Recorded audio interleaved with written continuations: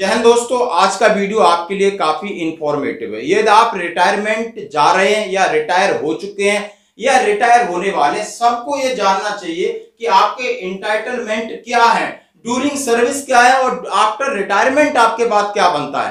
क्या आप जितनी रिटायरमेंट होते हो तो क्या जो अमाउंट लेके जाते हो उससे मेरा घर चल सकता है। और आज मैं बताऊंगा कि सिपाही से सूबेदार, मेजर, ऑनरी, लेफ्टिनेंट और कैप्टन कि OROP 2 में कितनी पेंशन बढ़ी और OROP 3 में कितनी बढ़ने की संभावना है। ये वीडियो ये नहीं कि जो रिटायर होके दिल्ली घूम रहे हैं, जंतर मंतर पे जा रहे हैं, ये आपके लिए भी जो आज सर्विस में, ये सारे एलिमेंट्स आपको जानना बहुत जरूरी है, बहुत जरूरी है। यानी सबसे पहले मैं ये बात करता हूं कि एक बंदा रिटायरमेंट होने के बाद जो उसकी बेसिक पेंशन होती है वो कब कब बढ़ती है। दो चीज बात करूंगा, कब कब बढ़ती है, बढ़नी चाहिए इसलिए बढ़ती है, लेकिन कई ऐसे एग्जाम्पल मैं आज आपको दूंगा कि किसी एक की तो कम थी वो बढ़ा दी और किसी की बढ़ी हुई है वो कम कर दी यानी उसकी स्केल कम कर दी। आइए बोर्ड पे समझते हैं। तो सबसे पहले आफ्टर रिटायरमेंट कब कब आपकी बढ़ती है, यानी दो कंडीशन है जब आपकी बढ़ती है बेसिक पेंशन और ग्रॉस सैलरी, एक कंडीशन पे बढ़ती है। तो बेसिक पेंशन है जब पेंशन रिवीजन होता है एज पर OROP 181 पेंशन को जब बीच में करते हैं, उसका एम होता है कि जो पुराने पेंशनर्स हैं जो नई रिटायर हो रहे हैं उनके साथ उनको जोड़ा जाए। तो जो नया है उसका ज्यादा होना चाहिए इनके हिसाब से, और पुराने का कम है तो पुराने को ज्यादा के साथ उसके हिसाब से लेंथ ऑफ सर्विस और रैंक के हिसाब से बराबर कर दी जाती है। और ये OROP आप समझ सकते हो, ये आफ्टर 5 इयर्स वाला सिस्टम है। आफ्टर 5 इयर्स बाद ये रिवीजन होती है OROP। जैसे पहले 14 में हुई 1 जुलाई, फिर आपको 19 में हुई, अब 24 में होगी और 24 में होगी वो 2023 के हिसाब से होगी जो अभी का वर्तमान। इसका भी एक एग्जांपल दूंगा जो पेंशनर से ध्यान रखें कि आपको OROP 3 में कुछ मिलेगा या नहीं मिलेगा। इस वीडियो को अंत तक देखें, सारी चीज आज कवर करूंगा। दूसरा है पे कमीशन, यानी पे कमीशन जब जैसे आप सर्विस में बैठते हो, 2016 में था, 2006 में था 1 जनवरी पे, 2016 अभी 2026 का प्लान है। लेकिन 7th पे CPC में रिकमेंडेशन दी गई कि जरूरी नहीं है कि आप 10 साल इंतजार करो। इस महंगाई के युग में आप कभी भी किसी भी फॉर्मूला फिटमेंट फैक्टर के साथ लोगों की पेंशन और पे रिवाइज कर सकते हैं। तो ये सरकार अभी वर्तमान में क्या चल रहा है, 2023 यानी 26 में यदि पे कमीशन लागू होना है तो उसकी प्रक्रिया 2023 अक्टूबर से शुरू हो जानी चाहिए, लेकिन ऐसा दिखता नहीं है। 2024 में शायद सरकार कुछ नए फॉर्मूले के साथ आपकी बेसिक पे बढ़ेगी तो पेंशनर्स का भी पेंशन बढ़ेगा। तो दो कारण है, ये सरकार नहीं बढ़ाती, कुछ गड़बड़ होती है तो रुक गए। अब ग्रॉस सैलरी के ऊपर बढ़ोतरी होती है, वो DA आपका हर 6 महीने बढ़ता है, जिसको DR बोलते हैं, पेंशनर्स की लागू है, और सर्विस पर्सन के लिए DA होता है, इस तरह बढ़ती है। आइए, तो हर एक इंडिविजुअल का रिवीजन जरूरी है, मतलब हर एक इंडिविजुअल का आजकल महंगाई के दौर पे, जैसा कि OROP का बेसिक प्रिंसिपल है कि हर एक का रिवीजन जरूरी है। यदि आप सिपाही हैं, यदि आप नायक हैं, हवलदार है, नायब सूबेदार और सूबेदार मेजर हैं, अभी की जो आपकी बेसिक पेंशन है अकॉर्डिंग टू टेबल नंबर 7 जो मैं आपके साथ दिखा रहा हूं वो कितनी है और OROP 3 में कितनी होगी। अब इसको बेस ईयर लिया गया था 2018 लिया गया था। जैसे कि मैं नॉर्मल बात करूं, एक सिपाही है जिसकी 15 या 17 साल स्टैंडर्ड सर्विस है, तो उसको उन्होंने रखा है लगभग जाके एक सिपाही को 18,807 मूल वेतन पे। 18,807 उसकी बेसिक पेंशन है दोस्तों।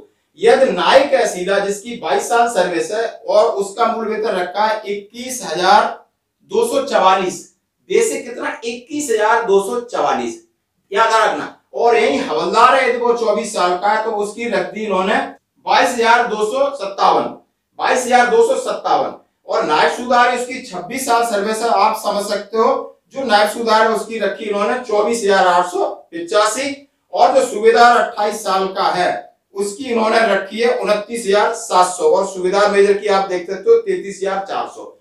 ये जो रखा है इसके बाद, और फिर लेफ्टिनेंट की और कैप्टन की इन्होंने जबरदस्त बढ़ा दी है। लेफ्टिनेंट की 41,200 और कैप्टन की 43,000 समथिंग उन्होंने डाली। ये है आपकी टेबल नंबर 7 जो वर्तमान में कह रही है, वर्तमान में। अब इसका मूल आधार था 2018। अभी मैंने एक एग्जांपल लिया, सपोज कि किसी की 21 साल सर्विस है तो टेबल नंबर 7 कह रही है कि 22,107 होनी चाहिए थी उसकी, 22,107 मूल वेतन। जब मैंने इसका आपके सामने पे स्लिप बात कर रहा हूं तो उसका मूल वेतन है 42,800, 5,200 एमएसपी, टोटल 48,000, यानी 24,000 मूल वेतन हो रहा है 21 साल सर्विस पे। और ये 22, 23, 24 साल आप 3 लगा लो, लगभग तो 3,000 और बढ़ेगी, यानी एक हवलदार की 24 साल सर्विस करके आता है तो ओआरओपी 3 में उसकी 27,000 के आसपास बेसिक पेंशन बननी चाहिए। तो ये आंकड़ा कब से लागू है? 2023 से। अब ये इफेक्टिव है 2024 में जाके, जो बेस ईयर 2023 में रखा जाएगा, तो यहां बढ़ोतरी होगी।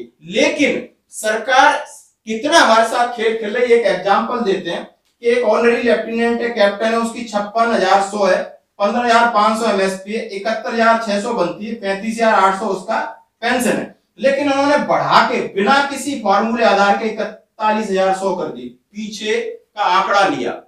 7th पे सीपीसी में कम थी ना तनख्वाह, तो पेंशन भी कम बनी। अब इन्होंने झटके से बढ़ा दी, बाकी की नहीं बढ़ाई। बाकी सिपाही से लगाकर सुबेदार मेजर गड्ढे में, उनकी चिंता नहीं की, इसकी चिंता की। एक एग्जांपल देता हूं एक्स ग्रुप का, जो मेरे काफी दोस्त है, मैं एक्स ग्रुप से हूं, उन्होंने एग्जांपल दिया। अब उनकी तनख्वाह जब रिटायर्ड हुए थे तो 66,000 बेसिक उनकी पे थी, 6200 एक्स ग्रुप पे, 5200 और उनको मिला एमएसपी, 77,400 उनकी बेसिक पे थी।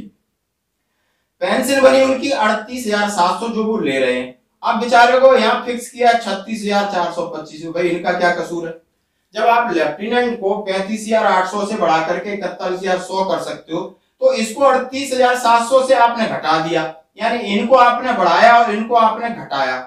ये कौन सा है? आखिर ये लोग कहां जाए? इनका क्या कसूर है? एक एक्स ग्रुप जो जीडी बंदा भर्ती होके जाता है, उसके बाद में वो एक्स ग्रुप के लिए पढ़ाई करता है, फिर वो जेसीयू बनता है, बहुत सारा कोर्स क्वालिफिकेशन करता है, फिर वो प्रमोशन लेता है, उसको एक्स ग्रुप पे मिल रही है, उसी हिसाब से उसको ये मिल रहा है। लेकिन उसका क्यों नहीं बढ़ रहा? जितने एक्स ग्रुप हैं, चाहे वो एमई में, सिग्नल में, आरटी में, या और टेक्निकल है, एयरफोर्स में, उनको सबसे ज्यादा घाटा कर दिया। उसमें भी 2 चीज कर दी, जो 2016 के बाद उन्हें तो 6200 का फायदा दे दिया, और जो 2016 से पहले टेबल नंबर 7 में उन्हें 3600 का दे दिया। तो फिर कहां आप ओआरओपी की परिभाषा से दूर दूर तक है ये इम्प्लीमेंटेशन। इसीलिए दोस्तों हम आपसे बात कर रहे हैं कि आपको, ये तो कोई प्रीमेच्योर भाई है, ये तो रिटायर होना चाहते हैं, तो उन्हें न तो पेंशन रिवीजन का फायदा मिलेगा और बस वो पे कमीशन और डीए डीआर के ऊपर रहेंगे। जो प्रीमेच्योर वाले ये आते हैं, ये वॉलंटियर रिटायरमेंट आते हैं या एलएमसी हैं, वो बिलिंग करके पेंशन के लिए बिलिंग होके आते हैं प्रीमेच्योर के लिए, तो उन्हें बिल्कुल भी पेंशन ओआरओपी का लाभ नहीं मिलेगा। बिल्कुल आदेश है, बिल्कुल हर तरीके से खारिज कर दिया है। अब मैं बात कर रहा हूं ओआरओपी 2 में जैसे ही खुलासा हुआ है, जिसके लिए हम जंतर मंत्र पर हो, लगातार मेमोरेंडम के जरिए जगा रहे हैं, लगातार ज्ञापन दे रहे हैं। आप रामलीला मैदान पे जा रहे हो, तमाम तरीके की ताकत लगा रहे हैं, पूरे सैनिक ताकत लगा रहे हैं। ये नहीं सोचना कि हंसी मजाक है। 20 फरवरी से लगातार डटे हैं। आपने देखा होगा, सर्दी निकल गई, गर्मी निकल गई, बारिश निकल रही है, फिर सर्दी आई है, और लोग एक बिल्कुल एक मतलब होता है एक बुरी हालात में है, अपना अपना पैसा खर्च करके जा रहे हैं, कोर्ट केस ले रहे हैं, सुप्रीम कोर्ट जा रहे हैं, हाई कोर्ट जा रहे हैं, एएफटी में जा रहे हैं। ये सारी चीज हम सब के लिए, चाहे वो 30-35 लाख रिटायरीज हैं या जो सर्विंग में, उनके लिए भी न्याय के लिए कि सरकार के सामने गुहार लगा रहे हैं कि ओआरओपी 3 यानी जुलाई 2024 से पहले सरकार इन चीजों को सुधार करे, नहीं तो फिर कोई भी गवर्नमेंट ये सुधार नहीं कर पाएगी और हमें इसी तरह भुगतना पड़ेगा। हमें ओआरओपी के नाम पर कख नहीं मिलेगा। धन्यवाद।